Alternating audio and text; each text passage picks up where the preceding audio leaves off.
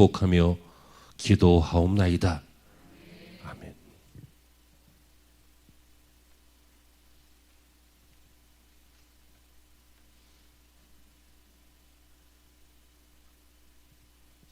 오늘 우리가 함께 하실 하나님의 말씀은 구약성경 사무엘상 2장 18절부터 26절까지입니다. 사무엘상 2장 18절에서 26절, 조금 긴 본문입니다만은 우리 놓치지 말고 또박또박 함께 합독하시겠습니다. 자, 다 같이요. 사무엘은 어렸을 때에 세마포 에봇을 입고 여호와 앞에서 섬겼더라. 그의 어머니가 매년 드리는 제사를 드리러 그의 남편과 함께 올라갈 때마다 작은 겉옷을 지어다가 그에게 주었더니 엘리가 엘가나와 그의 아내에게 축복하여 이르되 여호와께서 이 여인으로 말미암아 내게 다른 후사를 주사 이가 여호와께 간구하여 얻어 바친 아들을 대신하게 하시기를 원하노라 하였더니 그들이 자기 집으로 돌아가매 여호와께서 한나를 돌보시사 그로 하여금 임신하여 세 아들과 두 딸을 낳게 하셨고 아이 사무엘은 여호와 앞에서 자라니라. 엘리가 매우 늙었더니 그의 아들들이 온 이스라엘에게 행한 모든 일과 회막문에서 수종들은 여인들과 동침하였음을 듣고 그들에게 이르되 너희가 어찌하여 이런 일을 하였느냐. 내가 너희의 악행을 이 모든 백성에게서 듣노라. 네 아들들아 그리하지 말라. 내게 들리는 소문이 좋지 아니하니라. 너희가 여호와의 백성으로 범죄하게 하는도다. 사람이 사람에게 범죄하면 하나님이 심판하시려니와 만일 사람이 여호와께 범죄하면 누가 그를 위하여 간구하겠느냐 하되 그들이 자기 아버지의 말을 듣지 아니하였으니 이는 여호와께서 그들을 죽이기로 뜻하셨음이더라. 아이 사무엘은 점점 자라매 여호와와 사람들에게 은총을 더욱 받더라.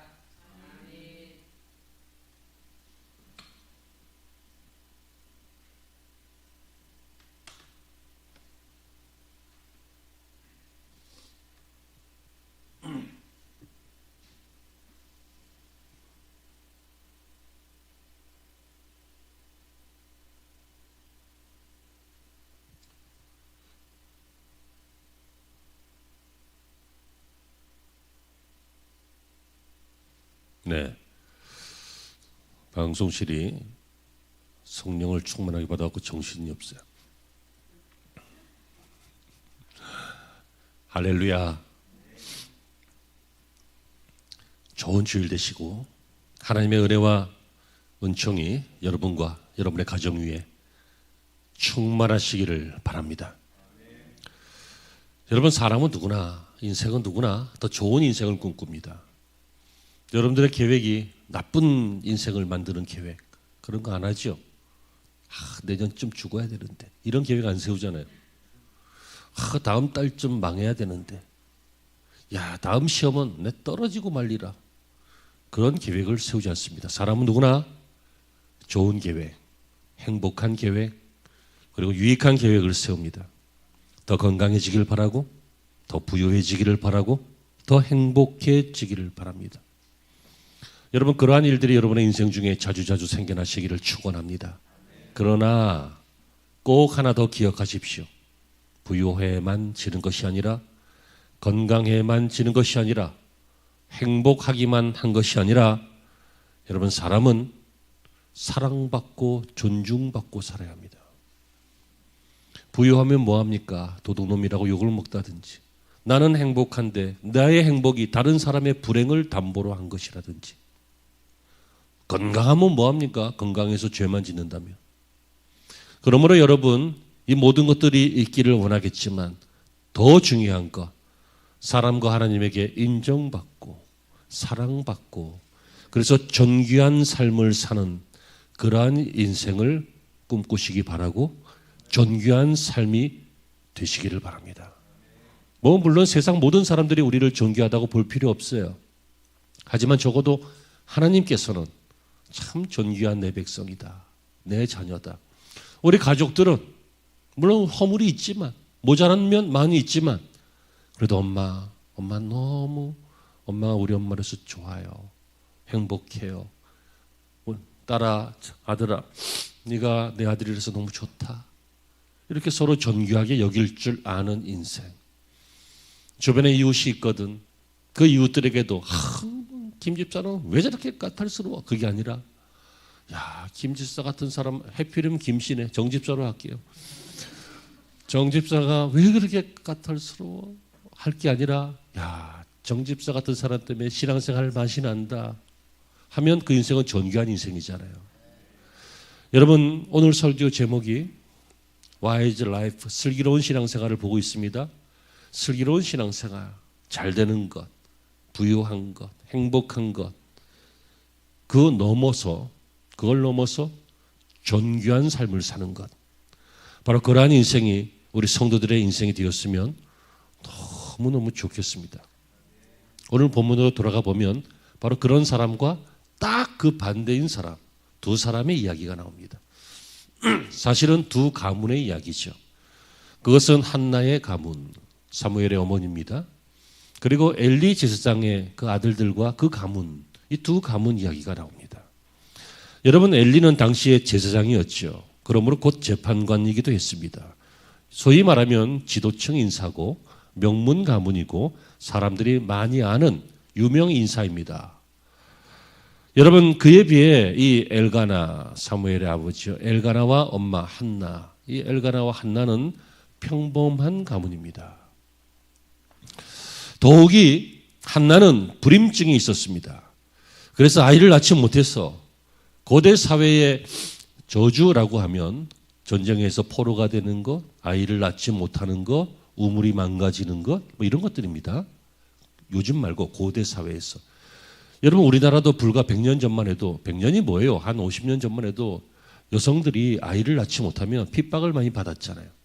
이것은 인류 역사에 오랫동안 내려오던 것이죠. 한나도 아이가 없었어요. 그래서 다른 부인에게 막 조롱도 당하고 멸시도 당하고 가슴에 아픔이 있었어요. 여러분, 이런 인생이었습니다. 그런데 여러분, 시간이 지났습니다. 시간이 지나자 어떤 일이 생겼습니까?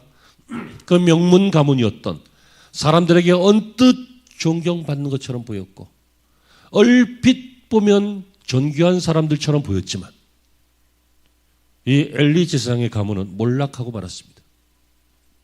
존귀한 삶이 아니었습니다.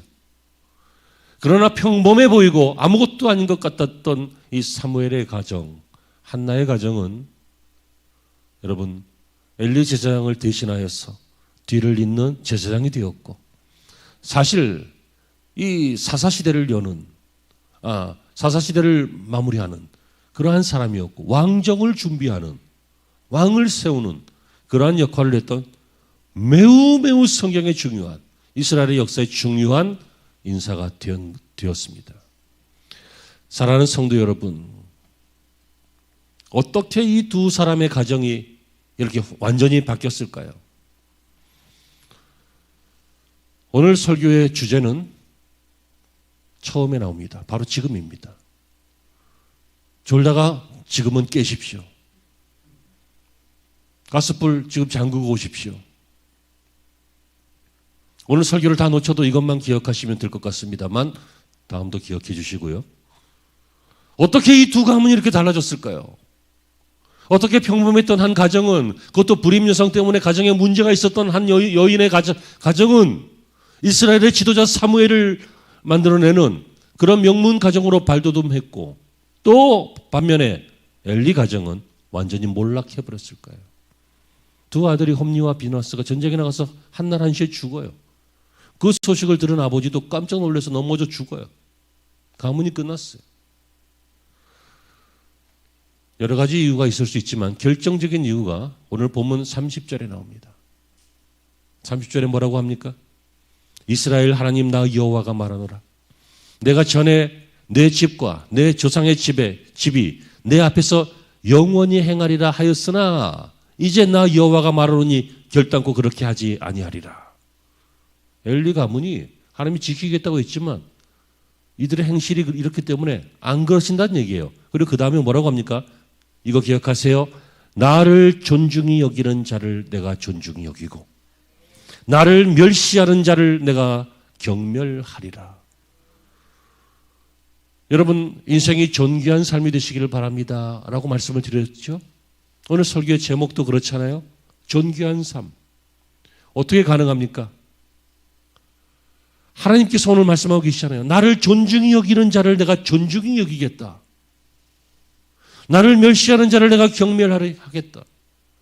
여러분, 인생이 존귀해지는 방법이 바로 여기 있었던 것입니다. 인생이 존귀한 삶이 되는 유일한 방법 무엇입니까?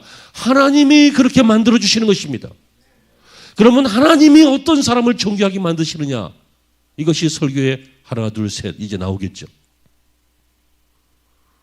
여러분, 이거 굉장히 중요한 것 아닙니까? 우리는 존귀한 인생이 되려고 공부했습니다. 존귀한 인생이 되려고 땀 흘리고 애를 썼습니다.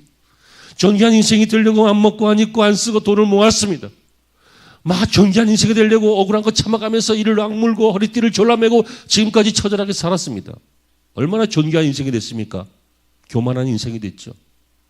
내가 이렇게 애를 썼는데, 내가 이렇게 노력했는데, 내가 이렇게 남들과 비교하고 잠도 안 자면서 아껴가면서 살았는데 하면서 이 중심에 나라고 하는 게 있으니까 존귀한 자가 되기는커녕 나를 주장하는 자가 됐잖아요. 교만한 사람이 됐잖아요. 이런 경우들이 많아요. 여러분, 이 시간 꼭 기억하십시다. 어쩌면 죽을 때까지 기억합시다. 나를 존중히 여기는 자를 내가 존중히 여기겠다. 존귀한 삶을 사는 엄청난 비결입니다.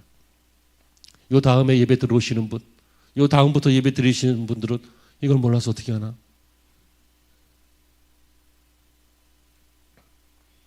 존귀하게 되세요. 마귀한테도 비웃음거리가 되고 세상 사람들에게도 존귀는커녕 웃음거리가 되고 이런 일들이 있었잖아요. 교회가 웃음거리가 되고 목사들이 웃음거리가 되고 성도들을 더 이상 세상 사람들이 교회 다닌다고 해서 신뢰하지 않아 이런 평가를 받는 이런 웃음거리가 되었잖아요. 여러분, 존귀한 사람들이 하나 둘 생겨나야 됩니다. 뿐만 아니라 많이 생겨나야 됩니다. 저 사람을 보니 하나님이 보이는 것 같다. 저 교회를 보니 하나님이 살아계신 것 같다. 야, 저 사람들은 정말 다르구나. 여러분, 로마가 세계를 정복했던 예수님 부활하시고 승천하신 이후에 그 로마가 콘스탄티노플 황제 때요, 국교로 기독교를 정했습니다. 기독교인들이 많아졌기 때문이 아닙니다. 2%밖에 안 됐어요. 그러나 그들의 영향력이 컸기 때문에 그들의 인생이 얼마나 존귀했는지 저 예수 믿는 사람들을 보니까 크리스티아노스구나. 무슨 얘기예요? 작은 그리스도구나. 그리스도를 닮은 자들이구나. 그래서 그들 이름이 그때 크리스천이라고 이름이 붙여진 거예요. 우리를 지금 크리스천이라고 하죠. 크리스천, 그 뜻이 뭐예요? 예수님 닮은 사람이란 얘기예요. 존귀한 인생이란 얘기죠. 그러므로 사랑하는 성도 여러분, 여러분들이 존귀한 삶이 되는 것은 하나님이 원하시는 바이고 또 사실 여러분도 원하고 계시니 반드시 존귀한 인생이 되시기를 바라고, 이렇게만 빈다고 되는 것이 아니라 방법도 알려드렸사오니 뭐예요? 하나님을 존중하는 것이, 하나님께서 우리를 존중해 주시고 존귀하게 되는 것임을 들었사오니 이 말씀 붙잡고 존귀한 인생이 되시기를 축원합니다. 그럼 여러분, 하나님을 존중한다. 나를 존중하는 자를 하나님이 내가 너를 존중해 주겠다. 그럼 하나님을 존중한다. 하나님을 존중하는 게 뭐예요? 하나님을 존중하는 것, 그것이 바로 예배입니다. 온전한 예배가 하나님을 존중하는 것입니다. 19절에 그의 어머니가 매년 드리는 제사를 드리러 그의 남편과 함께 올라갈 때마다 작은 겉옷을 지어다가 그에게 주었다. 여러분, 당신은 성막에 그 성전의 전신이라고 할 수 있는 성막이 있었잖아요. 이 성막이 실로에 있었습니다. 이들은 자기들이 살고 있는 라마를 출발해서 이 실로까지 절기마다 예배 드리러 올라갔습니다. 여러분, 사무엘의 어머니 이 한나는 이 남편의 또 다른 아내 이 브린나의 학대, 멸시, 괴롭힘 때문에 고통스러울 때도 하나님 앞에 나가서 예배드렸습니다. 여러분 인생에 문제가 있을 때마다 아니면 인생에 감사의 특별한 절기가 있을 때마다 이들은 하나님께 나가서 예배드렸습니다. 무슨 말입니까? 한나는 인생의 가장 중요한 것을 예배하면서 하나님께 아뢰었다는 것입니다. 인생의 가장 큰 아픔도 예배하면서 하나님 앞에 해결했다는 것입니다. 뭐 아프다고 친구 만나 수다 떠는 것이 아니라 아프다고 막 한잔하고 막 맛이 가버리는 게 아니라 여러분 인생의 가장 큰 문제 속에서 한나가 기댈 수 있는 것은 하나님밖에 없었습니다. 그리고 마땅히 드려야 할 절기의 예배도 하나님 앞에 드렸습니다.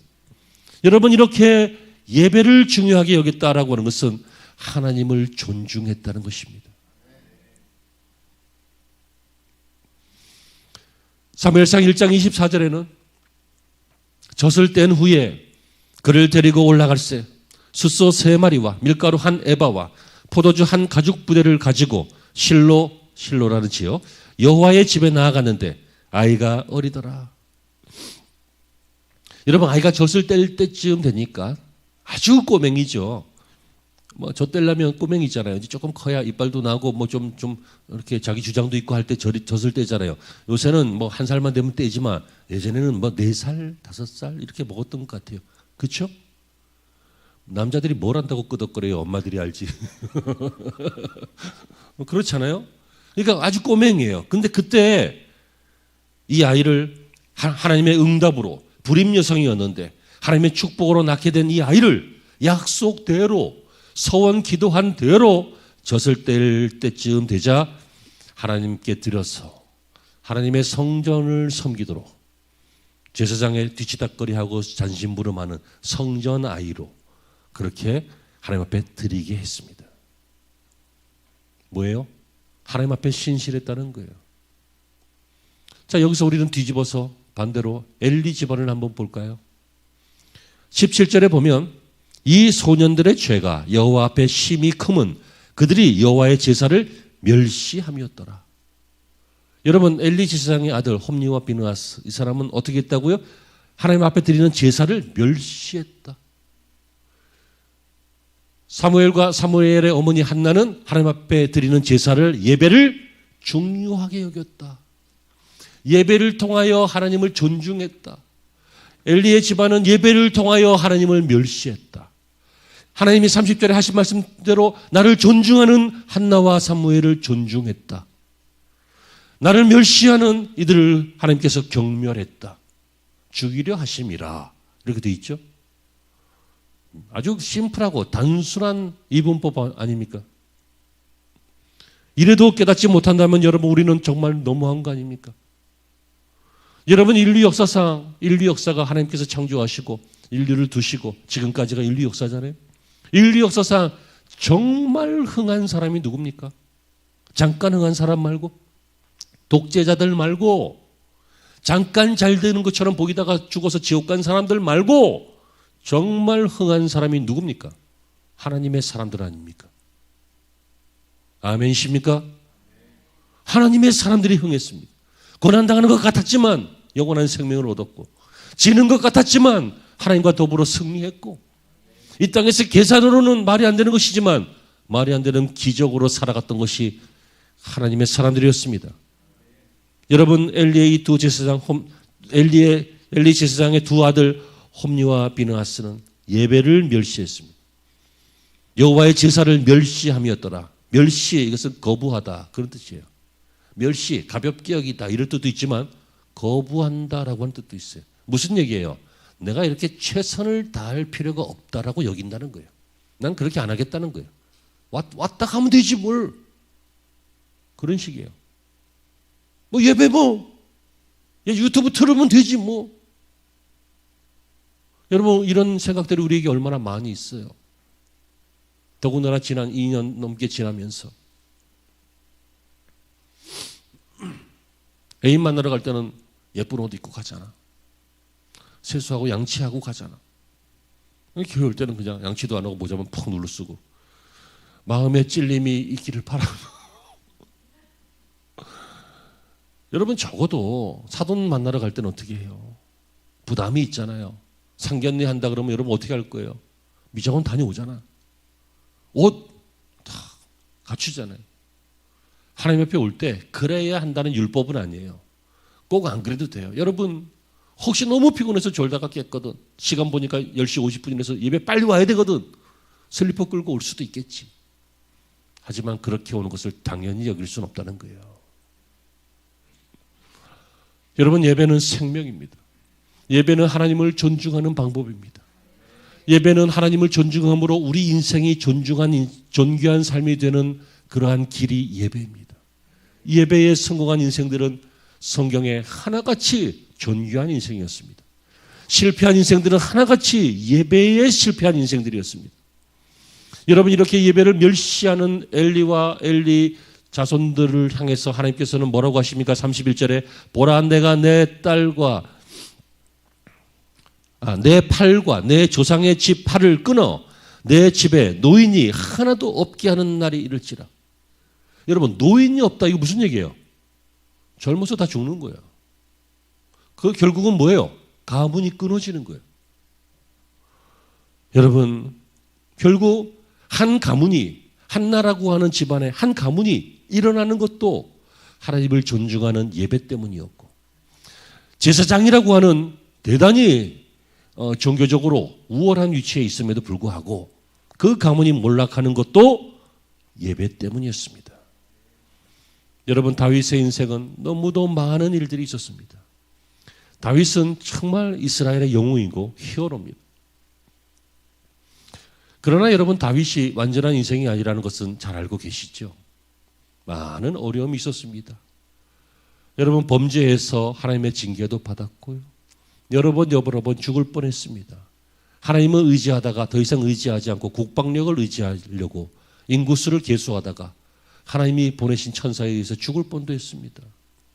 여러분 자기 아들이 그것도 키 크고 잘생기고 똑똑하고 정치력 있고 막 리더십 있는 그런 압살롬이라고 하는 그냥 압살롬이에요. 압살롬이 아니고 그냥 압살롬이라고 하는 아들이 자기를 죽이고 왕이 되겠다고 하는 거예요. 여러분 자식이 반기를 들어요.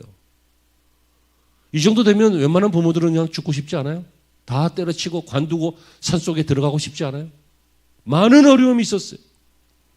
실패도 있었어요. 좌절도 있었어요. 죄로 인한 징계도 있었어요. 그러나 여러분 우리가 아는 것은 무엇입니까? 다윗은 언제나 일어났다는 것입니다. 어떻게 해요? 어떻게? 익 하고 일어났어요? 허리띠 졸라매고 일어났어요? 하나님 앞에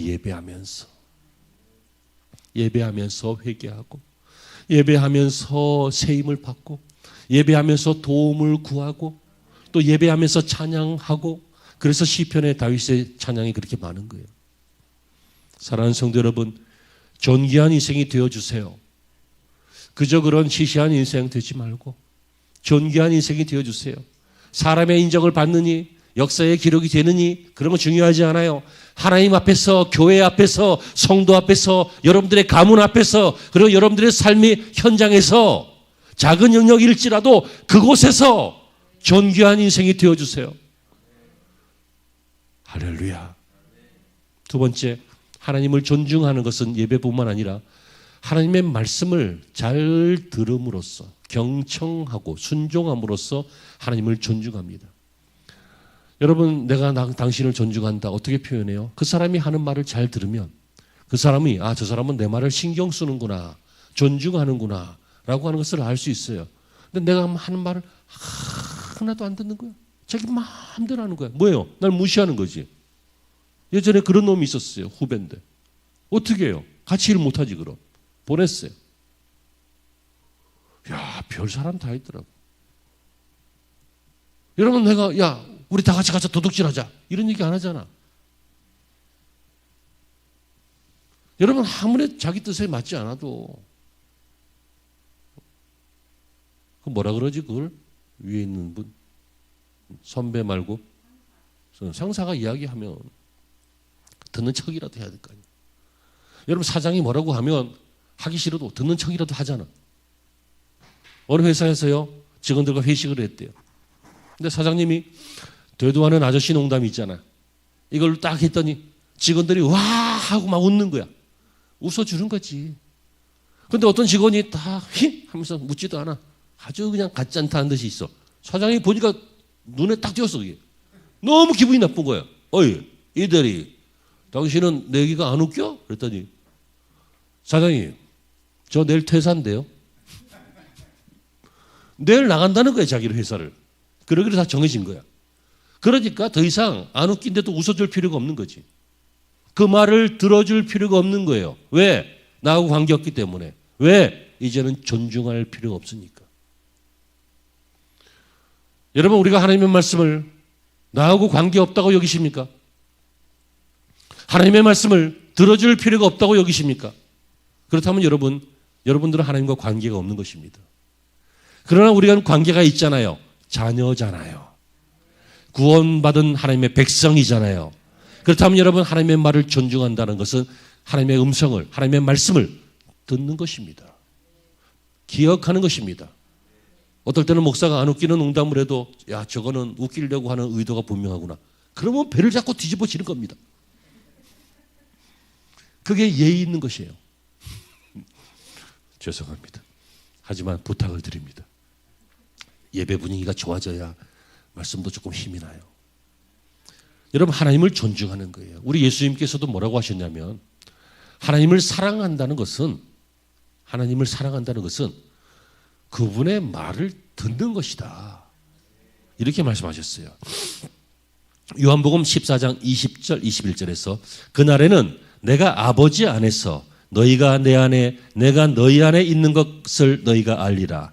나의 계명을 지키는 자라야 나를 사랑하는 자니 나를 사랑하는 자는 내 아버지께 사랑을 받을 것이요 존귀하게 된다는 거예요. 나도 그를 사랑하여 그에게 나를 나타내리라.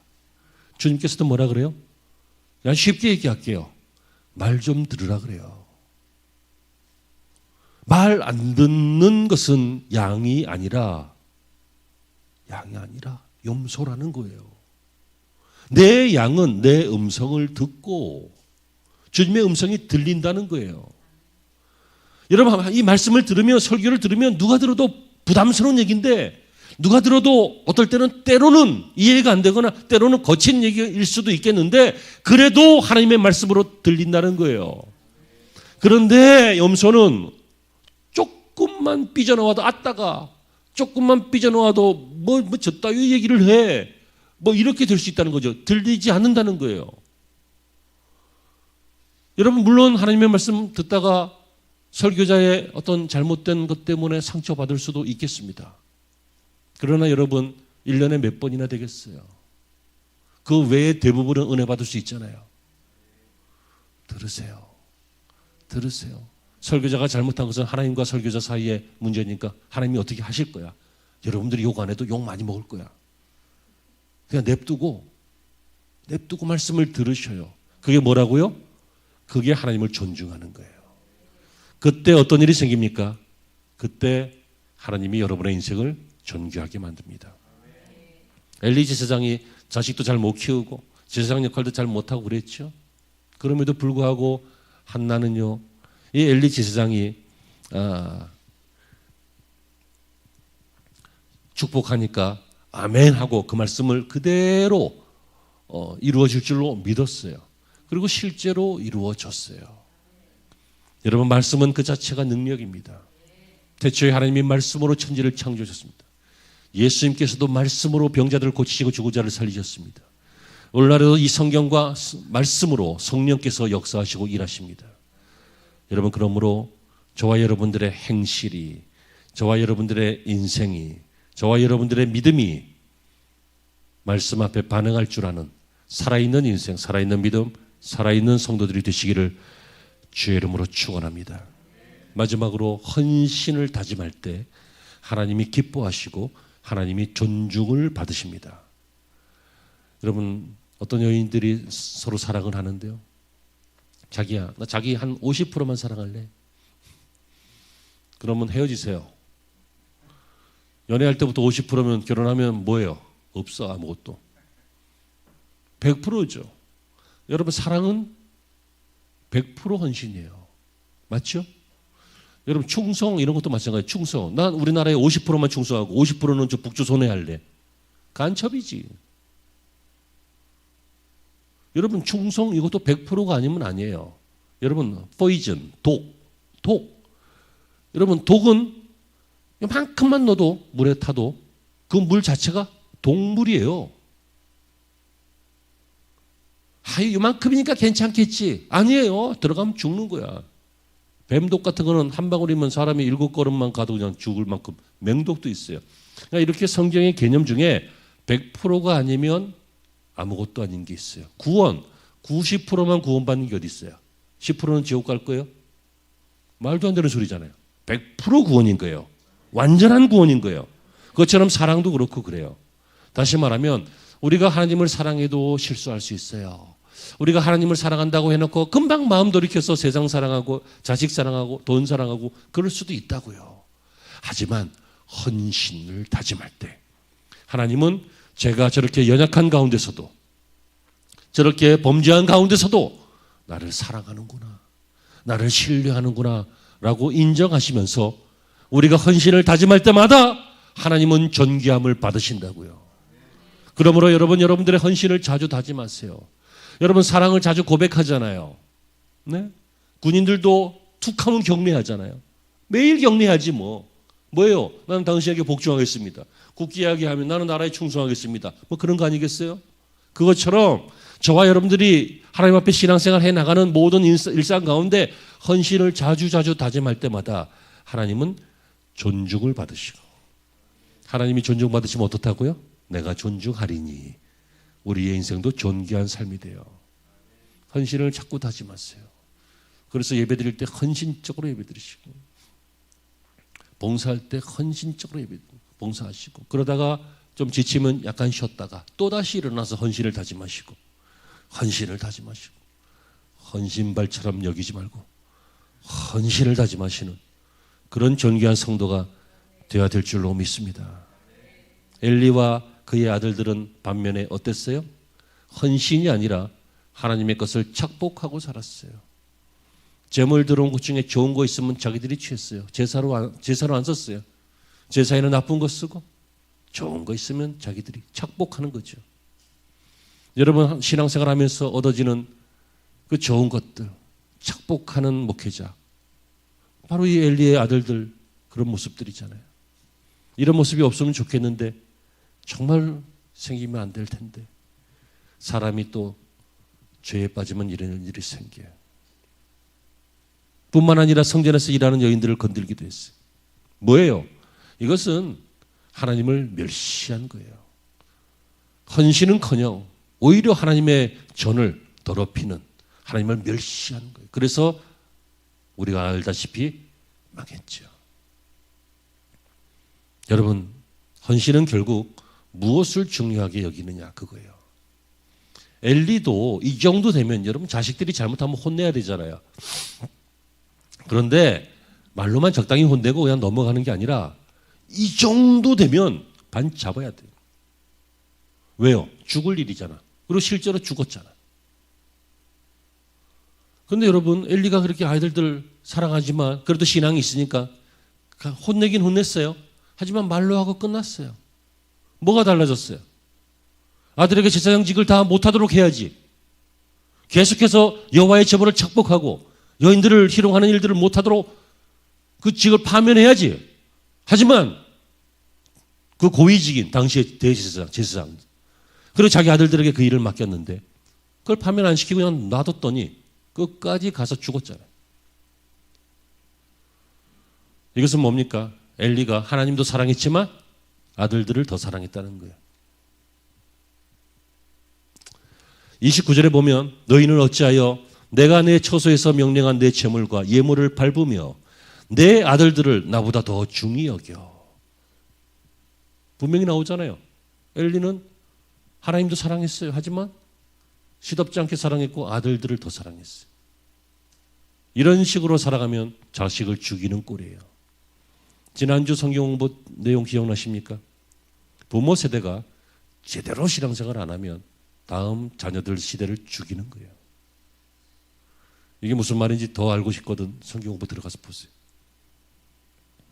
헌신을 자꾸 다짐하세요. 하나님, 내가 자꾸만 물질을 귀하게 여기네요. 하나님을 귀하게 여기겠습니다. 이렇게 다짐하는 거예요. 헌신을. 하나님, 자꾸만 내가 사람을 귀하게 여기네요. 하나님을 귀하게 여기겠습니다. 하나님 자꾸만 내가 인간의 실력을 귀하게 여기네요. 하나님을 귀하게 여기겠습니다. 이 자꾸만 다짐하는 거예요. 이게 뭐예요? 하나님을 향한 사랑 표현이죠. 이게 자꾸 반복되면 하나님은 존중을 받으시고 하나님은 우리를 존귀하게 여겨주신다는 약속인 것입니다. 사랑하는 성도 여러분, 이러한 헌신의 삶을 살기를 바랍니다. 그러기 위해서 여러분 기억력을 좀 붙돋으세요. 무슨 얘기예요? 받은 은혜를 기억하세요. 자꾸만 욕심만 부리지 말고 하나님 받은 은혜, 구원받은 은혜, 그때 도우셨던 은혜, 과거에 있었던 그 은혜, 그것을 버리지 말고 현재로 가지고 오세요. 그것을 누리세요. 그래서 다시 한번 여러분 영적인 예배자가 되시고 다시 한번 말씀에 귀를 기울일 줄 아는 지혜로운 인생이 되시고 다시 한번 신앙의 순수함과 헌신을 다짐하는 여러분들이 되셔서 부디 우리 모두가 존귀한 삶이 되시기를 주의 이름으로 축원합니다. 기도하시죠. 하나님께서 우리에게 분명하게 말씀하십니다. 나를 존중하는 자를 내가 존중하겠다.